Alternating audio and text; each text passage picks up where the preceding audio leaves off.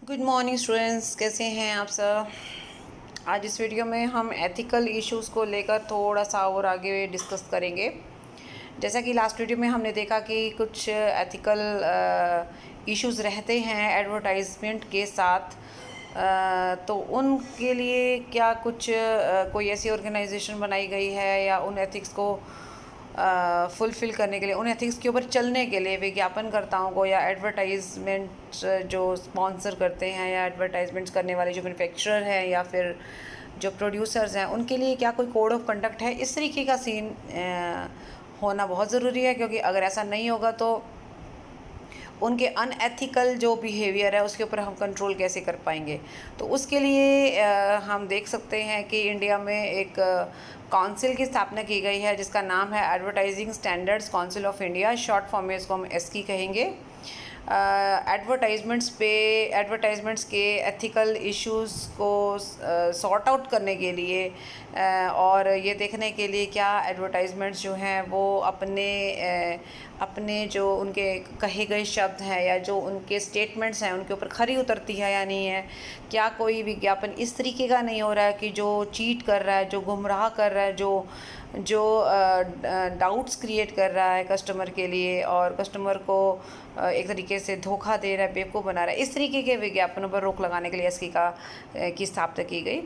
तो एसकी यानी कि advertising standards council of India एक नॉन गवर्नमेंट ऑर्गेनाइजेशन है और नॉन प्रॉफिट ऑर्गेनाइजेशन भी है, क्योंकि इसका काम प्रॉफिट अर्न करना नहीं है। इसका काम ये देखना है कि इंडियन का जो टेरिटरी में या इंडिया के अंदर जो भी एडवर्टाइजमेंट्स का प्रोसेस चल रहा है वो किस तरीके से काम कर रहा है और कस्टमर्स के लिए वो कहाँ तक बेनिफिशियल है और क्या कोई ऐसा प्रॉब्लम तो नहीं है कस्टमर को विज्ञापन से। कई बार ऐसा भी होता है कि विज्ञापन इस तरीके से शो कर रहा है, इस तरीके से प्रेजेंट किया जा रहा है कि जो कस्टमर्स के लिए या ऑडियंस जो कह रहे हैं, नॉट कस्टमर्स, ऑडियंस है या जो लिसनर्स हैं, उनके लिए एक तरीके से उन्हें ऑब्जेक्शन हो सकता है किसी विज्ञापन से, किसी एडवर्टाइजमेंट से, उसमें की यूज़ की गई किसी लैंग्वेज से, उसमें दिखाए जाने वाले किसी प्रोडक्ट से। तो इसके ऊपर एक अंकुश यानी कंट्रोल करने का काम एसकी का है।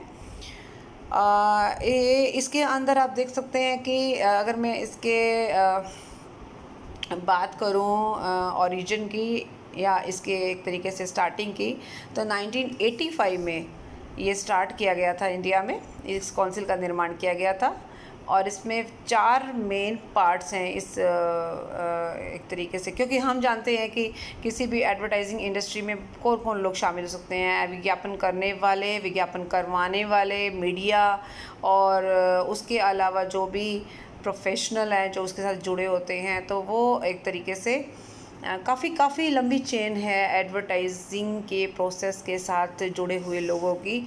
तो सेम केस इसमें भी रहेगा कि इसके अंदर भी एक तरीके से उसी इंडस्ट्री से जुड़े हुए लोगों को जगह दी गई है ताकि वो अपने एरिया, अपने फील्ड से रिलेटेड चीज़ों को एक तरीके से सॉर्ट आउट कर सके, राइट।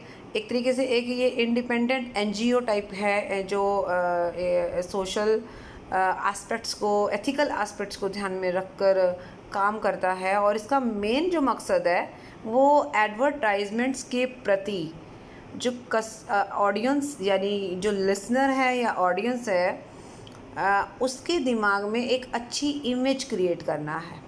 मोस्टली हम लोग बहुत ज़्यादा एडवर्टाइजमेंट्स को अच्छा इन द सेंस कि कई बार कुछ ऐसी लैंग्वेज का इस्तेमाल हो रहा है या हम हमारी एक तरीके से एक विश्वास ये होता है कि हम उसकी तरफ ज़्यादा ध्यान नहीं देते, क्योंकि हमें लगता है कि वो बहुत सारी चीज़ें ऐसे ही शो ऑफ कर रहे हैं या फिर ऐसी बेवकूफ़ बना रहे हैं। तो इस तरीके से क्या होता है कि एक आम आदमी का जो विश्वास है वो विज्ञापन पर उतना नहीं है जितना होना चाहिए।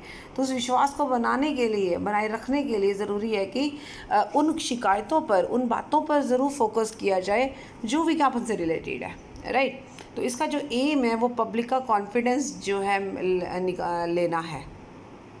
पब्लिक का कॉन्फिडेंस किसके लिए? एडवर्टाइजमेंट्स के लिए, ठीक है। तो एडवर्टाइजमेंट्स में जो भी चीज़ों का इस्तेमाल होता है, जिस मैसेज का प्रसारण होता है that must be reliable, that must be legal, that must be honest. एक ऑनेस्ट रिप्रेजेंटेशन करना है आपको। आप जो बात कर रहे हैं दैट ऑनेस्ट स्टेटमेंट होना चाहिए, उसमें कोई फेक चीज़ नहीं होनी चाहिए। And that must be based on facts, वो तथ्यों पर आधारित होना चाहिए। ठीक है, वो ये देखना चाहिए कि समाज के सभी वर्गों को जो है एक पॉजिटिव वे में वो इफ़ेक्ट उसके ऊपर डालें। ठीक है, और स्पेशली अगर हम बात बच्चों की करें तो चिल्ड्रन जो है उनके ऊपर, क्योंकि हमारा कंज्यूमर जो है उसमें मे बी चिल्ड्रन भी हो सकते हैं, हमारा लिसनर भी तो हो सकता है ना चिल्ड्रन। ज़रूरी नहीं है कि वो प्रोडक्ट को यूज़ करने वाला हो, लिसनर।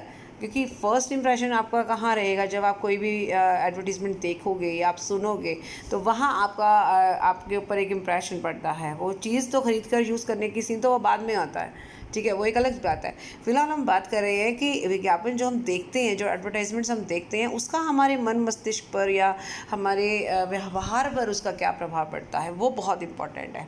ठीक है, अगर इसके मेंबर्स की बात करें, जिसकी मैं अभी एसकी की बात कर रही थी, तो मेंबर्स में आप देख सकते हैं बोर्ड ऑफ गवर्नर्स हैं और एक तरीके से एक काउंसिल और इसका पार्ट है, दैट इसकी टीम है, जो एसकी की जो टीम है उसके अंदर बोर्ड ऑफ गवर्नर हैं, कंज्यूमर कंप्लेंट्स काउंसिल यानी कि उपभोक्ता शिकायत और समिति, इसको आप इकट्ठा 3CCC कह सकते हो, और इसका सेक्रेटरीट है, सचिवालय है। एसके के अंदर 16 मेंबर्स हैं जो इसके बोर्ड ऑफ गवर्नर्स के तौर पे हैं, और इसमें से 4 लोग वही जो मैंने बताया था, एडवर्टाइज़र, एडवर्टाइजिंग एजेंसी, मीडिया और एलाइड प्रोफेशंस जो उससे जुड़े हुए हैं। ठीक है, ये 4 लोग तो वहाँ से होंगे, और उसके अलावा बाकी के सदस्य अलग अलग प्रोफेशन से, अलग अलग एरिया से ले सकते हैं। जैसे बिज़नेस से, जैसे हम एजुकेशन के फील्ड से ले सकते हैं। ओके, और सीसीसी की बात करें, कंज्यूमर कंप्लेंट काउंसिल की बात करें, तो इसके अंदर 28 के अराउंड जो है मेंबर्स हैं, और जो 8 हैं वो इंडस्ट्री से रिलेटेड हैं, और बाकी के लोग जैसे डॉक्टर्स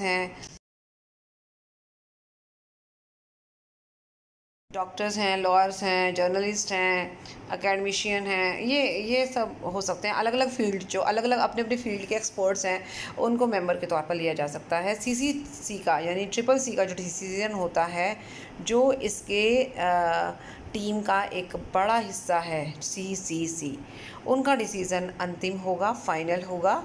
और किस चीज़ का डिसीज़न की मैं बात कर रही हूँ, जब भी किसी लिसनर को या कस्टमर को या यूँ लगा लीजिए कि ऑडियंस को अगर किसी एडवर्टाइजमेंट के कंटेंट से प्रॉब्लम है, उसके मैसेज से प्रॉब्लम है, उसके दिखाए जाने के तरीके से प्रॉब्लम है, उसकी लैंग्वेज में प्रॉब्लम है, और उसको कोई ऑब्जेक्शन है, और वो अगर ऑब्जेक्शन कुछ फैक्ट्स पे बेस्ड है और लॉजिकल है, तो वो एक अपनी शिकायत जो है वो एसकी को कर सकता है, और एसकी के अंदर फिर इस बात की जांच पड़ताल की जाएगी, और विज्ञापन जो करता है उसको नोटिस दिया जाएगा, और उसको उसकी बात रखने का मौका दिया जाएगा, और इस बात की इंक्वायरी की जाएगी कि वाकई उस विज्ञापन में ऐसा क्या चीज़ है जो कि ऑब्जेक्शनेबल है।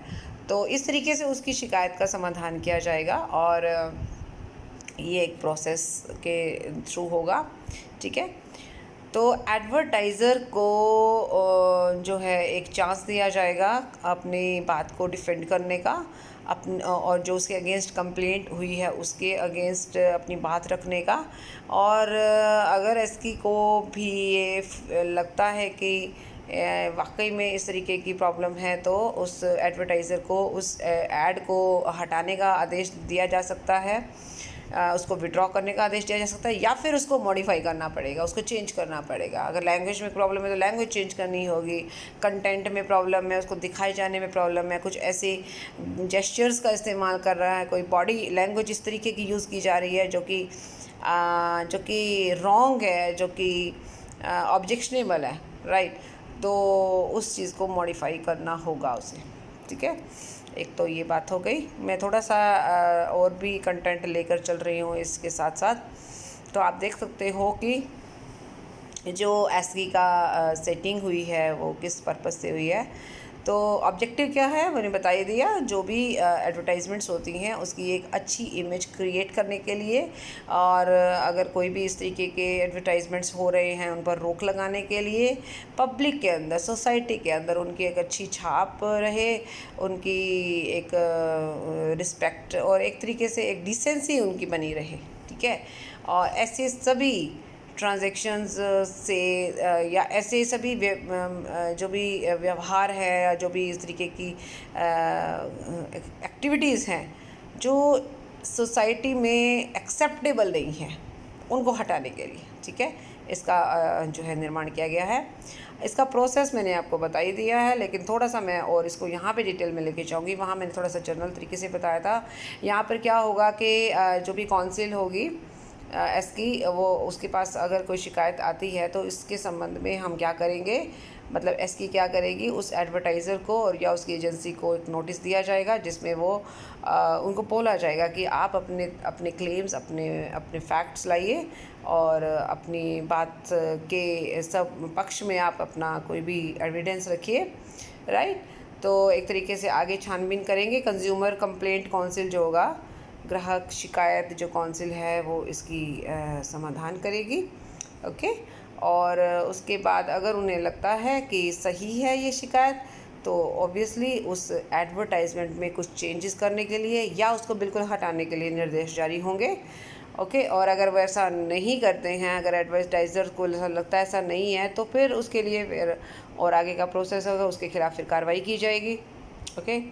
तो ये एक थोड़ा सा प्रोसेस हमने देखना है। ये थोड़ा सा पुराना डाटा है, इसलिए मैं इसको ज़्यादा लेना में विश्वास नहीं रख रही, क्योंकि ये कुछ इस समय इसका इतना सीन नहीं है। हालांकि ये मैं बता देती हूँ, 2006 में ऐसा क्या हुआ था कि जैसे केबल जो सर्विसेज थी उनको ये बताया गया था कि आपको एक पर्टिकुलर कोड ऑफ कंडक्ट को फॉलो करना है और एक कंट्रोल करना है। आप जो भी एड्स देंगे अपने केबल पर, अपनी टीवी पर, अपने चैनल्स पर, वो according to code of conduct होनी चाहिए और सेल्फ आपको उसको कंट्रोल करना है, ठीक है।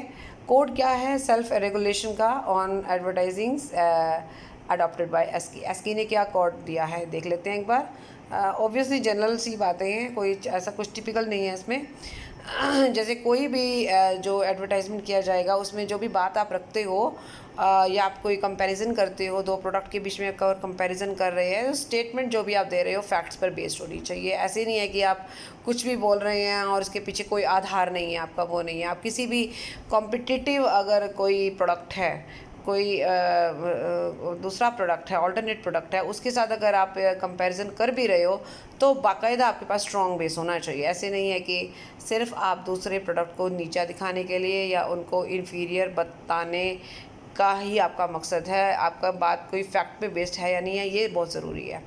और इसके अलावा नैतिक मर्यादा मतलब ये है कि सोसाइटी में बहुत सारी चीज़ें ऐसी होती हैं जो ऑब्जेक्शनेबल हैं, जिसको आप इस तरीके से ओपनली नहीं दिखा सकते, आप लैंग्वेज को इस तरीके से नहीं उसमें बोल सकते। तो ये जो सोसाइटी के नॉर्म्स हैं उनको भी फॉलो करना होगा। कोई ऐसी चीज़ आप नहीं दिखाएंगे जो एक तरीके से किसी तरीके के डिस्प्यूट को, किसी तरीके की क्राइम को जो है मोटिवेट करे, ठीक है। और किसी पर्टिकुलर कास्ट या किसी नेशन या किसी पर्टिकुलर कम्युनिटी के अगेंस्ट आप कोई भी बात नहीं बोल सकते। फिर उसके अलावा ऐसा नहीं होना चाहिए कि आपके एडवर्टाइजमेंट में कुछ ऐसी बात नहीं होनी चाहिए जिससे दो कंट्रीज़ के बीच में रिलेशन जो है वो ख़राब हो। नेक्स्ट, कोई इस तरीके के स्टंट्स नहीं दिखाने चाहिए, क्योंकि उससे क्या होता है कि जो लिसनर है, सॉरी जो ऑडियंस है, वो कई बार क्या होता है कि इस तरीके को स्पेशली जो बच्चे हैं वो इसको कॉपी करने की सोचते हैं और उसमें क्या होता है कई बार उनके लिए हार्मफुल साबित होता है। इलीगल जो भी प्रोडक्ट्स हैं या प्रोहिबिटेड जो गुड्स हैं जो सोसाइटी के लिए हार्मफुल हैं, जैसे ड्रग्स हैं, इस तरीके की चीज़ें हैं, उनका आप विज्ञापन नहीं कर सकते। उसके लिए ऑब्वियसली क्योंकि कानून ने, लॉ ने उसको प्रोहिबिटेड बना रखा है, तो फिर उसका विज्ञापन करने का तो मतलब ही नहीं है। नेक्स्ट वन इज़ आपके विज्ञापन में किसी भी पर्सन का रेफरेंस दे रहे हैं तो सबसे पहले आप उसकी परमिशन लेंगे। मान लीजिए आप अपनी ऐड में किसी व्यक्ति का नाम ले रहे हो जो कोई सेलिब्रिटी है या कोई फेमस पर्सनालिटी है, विदाउट हिज और her permission you can't use his और हर नेम, बिकॉज ऑब्वियसली एक इंसान की फ्रीडम का सवाल है कि आप उसके नाम का इस्तेमाल कर रहे हैं, तो उसका अधिकार है कि वो आपके ऊपर इस तरीके का एक्शन ले सकता है अगर आपने उसकी परमिशन नहीं लिया तो। ये तो था एसकी का सीन क्या करने के लिए, एथिकल प्रॉब्लम्स से, जो भी अनएथिकल जो प्रॉब्लम्स हैं या जो इश्यूज़ हैं एडवर्टाइजमेंट्स को लेकर, उस पर कंट्रोल करने के लिए। उसके अलावा फिर एक सेल्फ रेगुलेशन की बात आती है, सेल्फ कंट्रोल की बात आती है। ये वही बात हो गई, prevention is better than cure. हम ऐसा कोई काम क्यों करें कि जिससे हम पर कोई आँच आए या हम पर कोई कानूनी प्रक्रिया या कोई एक्शन लिया जाए।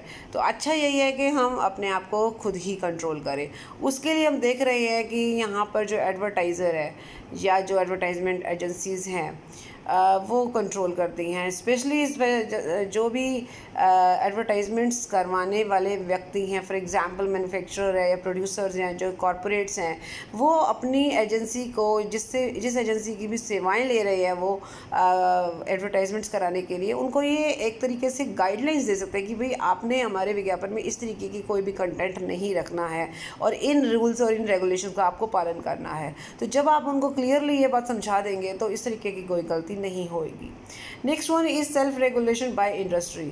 तो इंडस्ट्री के जैसे जो एक इंडस्ट्री है जिसके अंदर बहुत सारे फर्म्स काम करती हैं या फर्म्स अपना बिजनेस करती हैं, तो पूरी की पूरी इंडस्ट्री अपने अंदर काम करने वाली सभी फर्म्स के लिए एक कोड ऑफ कंडक्ट बना सकती है। जैसे ट्रेड एसोसिएशन आपने सुने होंगे, और वो क्या करते हैं, पूरा व्यापारिक संघ या जिसको आप कह सकते हो यूनियन, जो उनकी ट्रेड की एसोसिएशन है, वो अपने पूरे उद्योग के लिए, पूरी इंडस्ट्री के लिए अपना कोड ऑफ कंडक्ट सेट कर सकते हैं जो सभी पर लागू होगा और सभी लोग अपनी एडवर्टाइजमेंट्स इसी तरीके से ही करवाएंगे। ये भी एक तरीके से सेल्फ कंट्रोल का तरीका है। उसके अलावा फिर आ रहा है कोऑप्टेड सेल्फ रेगुलेशन। अभी लास्ट वाले पॉइंट में हमने देखा कि इंडस्ट्री करती है खुद ही सेल्फ कंट्रोल, लेकिन यहाँ इंडस्ट्री के लोगों के साथ साथ बाहर के कुछ लोग भी उनका साथ देते हैं कंट्रोल करने के लिए। जैसे सामाजिक जो सोसाइटी में जो बहुत सारे एनजीओज़ वगैरह जैसे काम कर रहे हैं, बहुत सारे एक्सपर्ट्स हैं, कंसल्टेंट्स हैं, जो हमारी इंडस्ट्री के बाहर के लोग हैं, वो भी चाहें तो आगे आकर हमें इस काम के लिए कोऑपरेट कर सकते हैं। तो इसे हम कहेंगे कोऑपरेटिव जो है सेल्फ रेगुलेशन है। ठीक है। अब जैसे मीडिया है, हालांकि मीडिया है, विज्ञापन एजेंसीज़ हैं, ये सब तो एक तरीके से हमारे एडवर्टाइजमेंट्स के साथ जुड़े हुए लोग हो गए ना। इसके अलावा भी बहुत सारे लोग ऐसे होते हैं जो हमें गाइड कर सकते हैं। ठीक है। तो ये तो सेल्फ रेगुलेशन का सीन हो गया। ठीक है।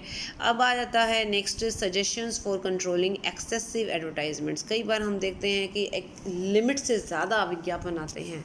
अगर आप आधे घंटे का प्रोग्राम देख रहे हैं तो कई बार तो ऐसा देखा हुआ है कि 15 से 20 मिनट तक तो बीच बीच में एडवर्टीजमेंट्स आती हैं, जिससे एक लिमिट, एक पेशेंस हमारी जो है वो जवाब दे जाती है। तो ऐसी चीज़ें एक दो तरीके से हार्मफुल हैं। एक तो ऑडियंस या लिसनर का विश्वास खराब कर रही हैं, ख़त्म कर रही हैं अपने आप के ऊपर से, और दूसरा अपना प्रभाव कम कर रही है। दोनों बातें हैं। कोई भी चीज़ अगर आप एक लिमिट से ज़्यादा बार बार लोगों के आगे बताओगे या दिखाओगे तो उसका असर ख़त्म हो जाएगा। हर चीज़ का एक ऑब्वियसली एक लिमिट होनी चाहिए। तो एक्सेस जो एडवर्टाइजमेंट्स की है that is very harmful, so it should be controlled. So क्या है कंट्रोल के तरीके, देखें। First one is charging service tax at progressive rates. तो जैसे जीएसटी का सीन है, तो एडवर्टाइजमेंट्स जो भी की जाती हैं, और क्योंकि अब ये सर्विस सेक्टर है तो इसके ऊपर सर्विस टैक्स इस तरीके से लगाया जाना चाहिए और ज़्यादा लगाया जाना चाहिए ताकि मैन्युफैक्चरर या प्रोड्यूसर को इसके ऊपर खर्च करने के लिए ऑब्वियसली थोड़ा सा बजट उसका जब बढ़ेगा तो ऑटोमेटिकली वो अपना हाथ खींचेगा और खर्च जो है वो कम करने की कोशिश करेगा। उसके अलावा हम देखते हैं जैसे हम अपने जब हम अकाउंट्स में अपने एडवर्टीज़मेंट्स के एक्सपेंडिचर को अगर हम रेवेन्यू एक्सपेंडिचर मानते हैं तो वो एक तरीके से गलत माना जाता है। उसका रीज़न यही है कि उसको इन्वेस्टमेंट माना जाता है ना एडवर्टाइजमेंट को, और एडवर्टाइजमेंट का इन्वेस्टमेंट जो है वो उसका जो आपका बेनिफिट है वो बहुत लंबे टाइम तक मिलने वाला है, इसलिए उसको डेफर्ड रेवेन्यू एक्सपेंडिचर की तरह ही ट्रीट किया जाना चाहिए और उसको थोड़ा थोड़ा करके हम हर साल अपने P&L में से एडजस्ट कर सकते हैं, और यही तरीका अपनाया जाना चाहिए अगर हम इस चीज़ के ऊपर कंट्रोल करना चाहते हैं। ठीक है। और इनकम टैक्स में भी इस तरीके का सीन होता है कि इनकम टैक्स में कुछ खर्चों की, कुछ एक्सपेंडिचर की हमें 100% डिडक्शन मिलती है और कुछ की हमें थोड़ा सा कम मिलती है।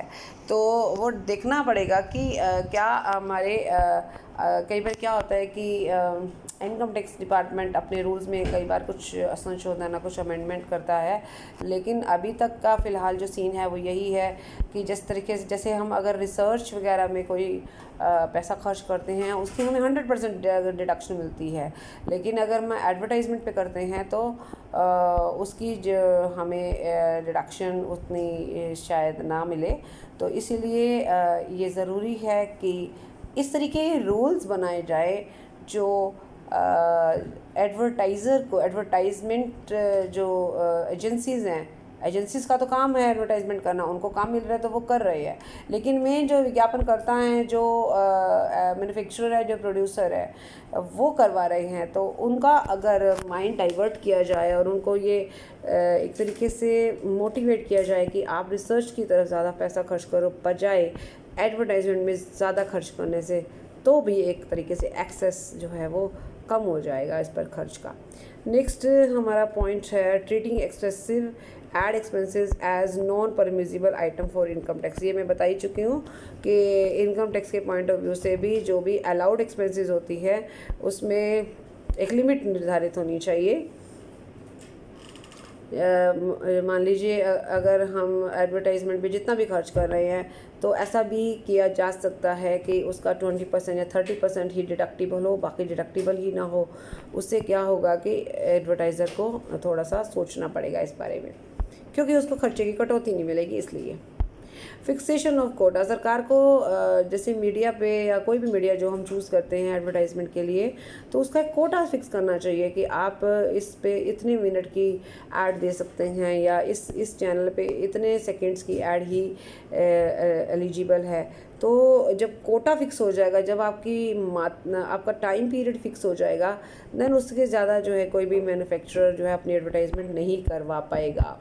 तो इस तरीके से भी एक कंट्रोल हो जाएगा। और इसके अलावा जो ट्रेड यूनियंस या एसोसिएशंस हैं, जो अभी थोड़ी देर पहले हम बात कर रहे थे सेल्फ रेगुलेशन की, कि हम अपने आप ही अपने आप पर कंट्रोल करें, तो उनको भी अपने इंडस्ट्री के लिए इस तरीके के नियम बनाने चाहिए कि हम अपने बजट का इतना % जो है हम एडवर्टाइजमेंट पे खर्च करेंगे, इससे ज़्यादा नहीं। ठीक है। तो ये बहुत सारी चीज़ें हैं जिस पे हम काम कर सकते हैं। अब बात करते हैं लास्ट में suggestion for controlling unethical and deceptive advertisement. क्या क्या सुझाव हैं हम ऐसी जो भी अनएथिकल एडवर्टाइजमेंट्स होती हैं उसको कैसे कंट्रोल कर सकते हैं, या क्या नहीं होना चाहिए। मेन यहाँ पे फोकस उस बात पे किया जा रहा है, हमारे विज्ञापन कैसे होने चाहिए वो ये कहना चाह रहे हैं, ये पूछना चाह रहे हैं। तो एडवर्टाइजमेंट डेफिनेटली आप अगर एक कस्टमर के पॉइंट ऑफ व्यू से देखते हैं तो आप ये सोचकर, जैसे ही आपके दिमाग में ये सामने एक क्वेश्चन आएगा तो तुरंत आपके सामने जवाब आएगा कि डेफिनेटली मैं वही एडवर्टीजमेंट देखना चाहूँगी जो सच हो, जो फैक्ट्स पर बेस हो, जो झूठ ना हो, जो मुझे डिच ना करे, मुझे धोखा ना दे, जो देखने में अच्छी हो, जिसकी लैंग्वेज बढ़िया हो, जिसमें कंटेंट जो है वो बहुत सॉलिड हो, लॉजिक्स हो, कोई लालच की बात ना हो, और अगर कोई सेलिब्रिटी भी उस विज्ञापन को कर रहा है तो वो भी अपनी बात के पीछे एक रीज़न उसके पास होना चाहिए, ईमानदारी से वो अपना ओपिनियन दे। ये बहुत सारी चीज़ें हैं। और सोसाइटी के प्रति जो भी एक हमारी जो ड्यूटी बनती है उस ड्यूटी को हम अच्छे से निभाएं। हम अपनी संस्कृति, अपनी परंपराओं के अगेंस्ट कुछ भी ऐसा ना करें जो हमारे एडवर्टीजमेंट्स के थ्रू लोगों तक पहुंचे और लोगों में हमारी जो है एक जो इमेज है वो ख़राब हो। ठीक है। और स्पेशली कस्टमर को अवेयर करना भी ज़रूरी है। कस्टमर्स को भी पता होना चाहिए कि क्या गलत है और क्या सही है, तो गलत के खिलाफ एक्शन लेने का भी उनको अधिकार है, और ये इस अधिकार का इस्तेमाल वो कैसे कर सकते हैं, ये सरकार का काम है कि उनकी जानकारी में ये बातें कैसी लाई जाएंगी। तो ये बहुत सारी बातें हैं जो आप खुद भी जान सकते हैं कैसे हम गलत एडवर्टाइजमेंट्स को कंट्रोल कर सकते हैं। ओके, सो आज की इस वीडियो में इतना ही। नेक्स्ट वीडियो में हम बाकी का पोर्शन करेंगे। Thank you so much, bye bye, take care.